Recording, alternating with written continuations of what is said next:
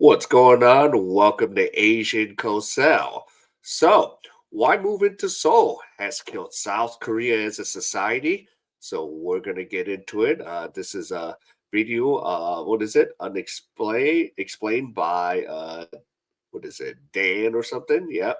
So, here we go, and let's get into it. Capital that you probably know.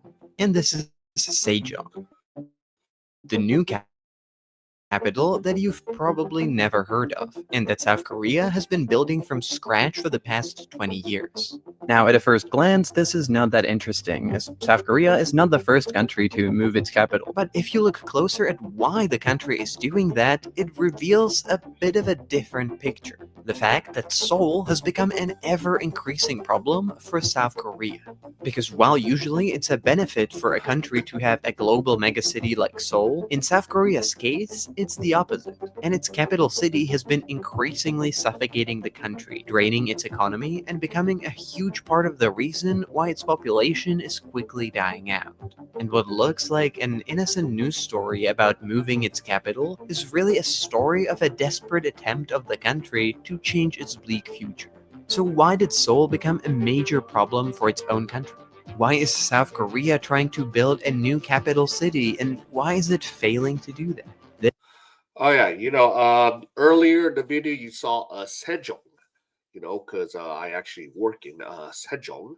Uh, it's about because I live in Daejeon, and it's about another 40 minutes from here. But yeah, the president of South Korea in 2003, Nomoru, wanted to move the maybe the capital to Sejong, and the problem is like Sejong. Yeah, we have a lot of employees and all that, and have a lot of government stuff there, but they just don't have enough housing still built yet. So yeah, that town is growing, and that's where most of the now jobs are. Even when I work as an English teacher, uh, yeah, I work in Sejong because yeah, it's just much better pay, much better infrastructure. It's much cleaner. Even if Korea is pretty clean, but that's just like really clean. So let's continue. This is how Seoul killed South Korea. But first, I want to tell you about the paid partner of this video, which is BetterHelp. What BetterHelp does is Uh, connect you with a credentialed therapist who is trained to listen and give you advice if you need it. The way I understand therapy is that you don't sorry, we is gotta killing pass South that. Korea. We first need to explain how one city came to completely dominate over an entire country. In the 1950s, after the war, South Korea was in many ways the opposite of the country that it is today. A relatively poor country, but with a pretty fast population growth. Most people lived in the countryside, and they were relatively equally distributed around the country, and Seoul wasn't that much bigger than South Korea's other major cities. But after the war, that started to change. South Korea at the time launched an economic policy of supporting Korea's largest corporations, that in turn started the Korean economic miracle. But this policy was heavily focused on Seoul. That's where all the money was going to, and where all the big companies and their Yep. factories were. Although technically the economy of the entire country was growing, in reality, basically all the growth was happening in Seoul. And so more and more people from the countryside and other cities were moving there as well.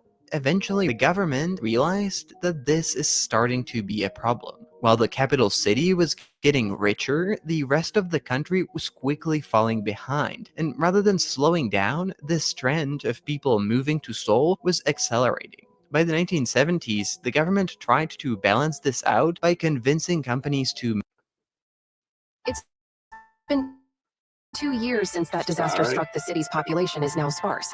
In an effort to escape the monsters, you found move out of Seoul, but by then it was already too late, because it wasn't only about the economy anymore. In order to further accelerate the economic miracle, the government was encouraging everyone to pursue a higher education. But since all the jobs were in Seoul, everyone who wanted to go to college wanted to study in the capital city as well. As a result, universities in Seoul profited massively and rose in prestige and quality.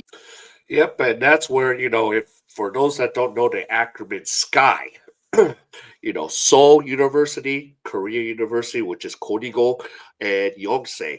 Uh, yeah, those are the three that you want to get into, and we have all this craziness, and everything is in Seoul. Like the part of Korea is a lot of people have just pretty much moved out of this. Except Busan is still a big city. Uh, you know, I'm in a big city myself in Daejeon, and so yeah, we're like the big five, but majority Seoul, close to Seoul, outskirts of Seoul. That's where majority of the stuff is.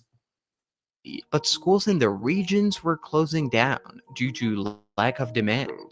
And when all of the largest companies and top schools were already concentrated in the capital, every other industry followed as well. And instead of companies moving out of capital, everyone and everything were moving to Seoul instead. Throughout the decades, the greater Seoul area was getting bigger and richer every year as it was concentrating more and more of the population and the economy. But while the city was getting richer, it was starting to become a bigger and bigger problem for the country itself. And the advantage of having an economic megacity started to turn into a major headache. The thing is that when an increasing number of businesses and people started to move to Seoul, life in the rest of the country started to become increasingly more difficult. As jobs were disappearing, schools were closing down, all the most ambitious people were leaving, and there just wasn't much to do anymore. Yeah. Like some of the because once in a while I get contracts at to teach directors, like at Colrail for one of them. Yeah, I talk to those because those are like mostly older guys, and I asked a question, because they're trying to practice their English with me, and I'm like, yo, is your neighborhood, your old neighborhood that you remember, still has a student body that graduates? And he goes, one told me like, yeah, we had like the guy says back in my day, we had over, two, 300 or 400. Now you're lucky if you have 10. So even the youngsters are moving out of these little dingy towns, and they're just like, so let's go to Seoul. That's why we have that hyper competitive life in out there in Korea. So let's But even continue. though everything outside of Seoul was turning into a periphery, people still lived there. And as long as people live there, the government has to keep the services running, even though they operate for less and less people. And so the rest of the country outside of Seoul became a black hole that the government has to keep pumping money into, even though lives of people who live there get worse and worse anyway. But while it's bad for the rest of the country, it's actually bad for the people in Seoul as well. The problem with the fact that almost everything is in Seoul is that almost everyone has to be there as well, and so more than half of the country's population live in the greater Seoul area, making Seoul one of the cities with the highest population density and one of the least affordable housing on the planet. Especially for people with lower incomes, living in Seoul is incredibly expensive, which is why hundreds of thousands of them are forced to live in these so-called jogbangs, apartments illegally subdivided into tiny units, and basement apartments known as banjiha that were originally built as underground bunkers for a war with North Korea, but that became a place for families that can't afford anything else instead. And it's not just housing that's the problem. Even though Seoul has all the good jobs and schools, there's still not enough of them in one city for half of the country. And while South Korea's culture of extreme competition is often explained by cultural and historical reasons, this might have a lot to do with it as well. When you cram everyone into the same place with limited opportunities, getting extremely competitive is literally the only option you have to survive. And to a large extent, this also explains why South Korea is facing an existential threat. Over the last 60 years, South Korea has undergone the most rapid fertility decline in recorded history. At this point, it has the lowest fertility rates in the world, meaning that South Korean women have less kids than women anywhere else on the planet, including countries that are notorious for their population problems, like China or Japan. In order to maintain the population at the same levels without immigration, you would need every woman to have on average 2.1 children, so-called replacement rate. But at the moment, South Korea has their fertility rate at 0.72, being the And that has numbers gone down to point 0.6. So that's what yeah, we're headed to extinction in South Korea. So yeah, and a lot of people go, "Oh, I'd love to come to South Korea." And then some of the guys are like, "Oh, I would love to come and teach English." And I'm like, that's not gonna last long either. So yeah. So just something to think about. only country in the world to see it drop below 1, and this rate actually keeps dropping lower and lower every single year. Yeah. As a consequence, South Korea has been aging and shrinking for the past 4 years, and it's almost guaranteed that this will only continue to accelerate. By 2025, it will become a super aged society, and that brings a whole load of issues, mainly that the social and economic system in a country that goes through such a rapid decline will become completely unsustainable, as South Korea will have a quickly increasing number of old people who need pensions and healthcare and other forms of support. It will have less and less young people to pay for that with their taxes. And as this ratio keeps shifting, sooner or later the system will run into a wall, and there will simply not be enough money to pay for everything anymore.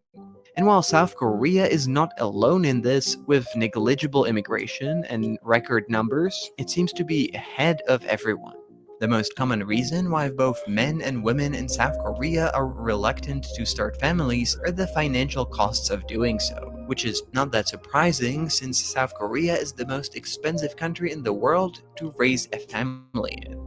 And the complete dominance of Seoul over the country is making everything a lot worse. If you live in Seoul, not only you have to pay for high housing costs, but since your child is always going to be competing over the limited number of spots at top schools with many other children, you need to invest into tutoring and private education since as early as the kids are able to walk, because everyone else is doing it as well, and so the costs keep adding. But at the same time, you don't really have an option to live anywhere else, since all the jobs that pay above the average, which is the job that you need if you want to have a kid, are in Seoul. And so When I first started assembling this little device to make It's all water out right. of thin air, my friends laughed at me. But when they you're stuck in a never-ending cycle, and the only way out is to never have kids in the first place. In many ways, the capital city has taken over the country, and it's suffocating it by simply being too big and draining it out of all its resources. And so in order to save itself, South Korea came up with a plan to reverse that. But that plan is not really working out either. Nope, it's too late. People like, oh, is it possible to save the society of South Korea? No, we're too far gone. And I'm not trying to be, like very negative about this. We're too far gone. And, and even if the governments are like, oh, we'll give you some funds for the kids, I'm like, no, not enough. It's just too far gone. Seoul has built itself up so much, because I don't live in Seoul.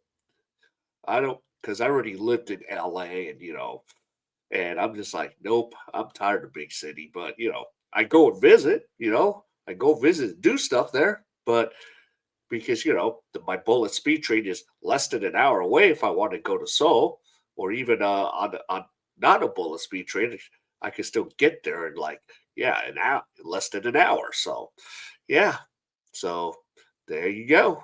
In order to break up this monopoly and distribute opportunities more equally around the country, in the early 2000s, the government of South Korea decided that the country will build an entirely new capital city called Sejong and gradually transfer there all the administrative functions of a capital, along with all of its employees, in the hope that some of the economy and people will follow, and that South Korea might gain a new growing We talked about going to Sejong, because as I told you, I worked there. There's lots of English jobs, lots, but just not enough housing. And housing has gone up in Sejong, because It is just crazy. Like a lot of the guys that work in Dajin, the company guys that would teach English like 3 months here, 3 months there, and they'll tell me like, yeah, I bought a place in Sejong. It's much easier because there's nothing here in Dajin. So I was like,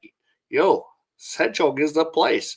But the problem is they haven't moved everything out of there, and there's still that fight right now with Seoul and Sejong right now. What do we do? So.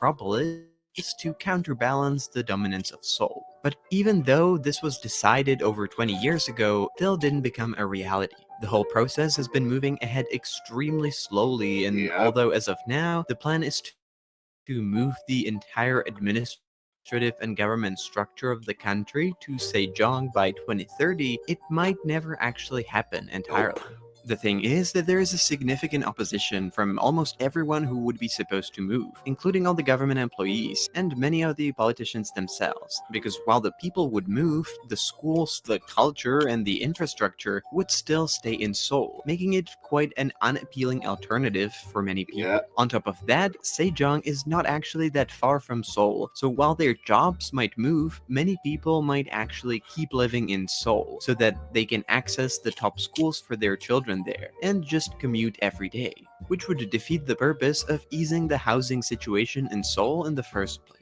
On top of that, since more than 50% of the country now lives in Seoul, most of the eligible voters are from Seoul as well. And that unfortunately means that they mostly care about Seoul more than the regions, which in turn forces the politicians to also focus primarily on the capital as well, which then further enhances the cycle and makes it harder to break out of. Yep. And that's just the thing right here. Yeah, they've talked about it, but yeah, it's just too far gone. Even if Sejong have government workers, you know, they work there 5 days a week and then they'll take the bus or, whatever train to go back over there. So yeah, yeah. So and of course, you know, the public transport is still good, but yeah, because I head to Sejong every day without public transport. Yeah, without the public transport, man, I can't get to Sejong. So yeah. All right. So if any of you enjoyed any of this content, please give me the HKL special help to King out. Hit the like, subscribe, and comment, and wherever you are, stay safe, and I'll see you in my next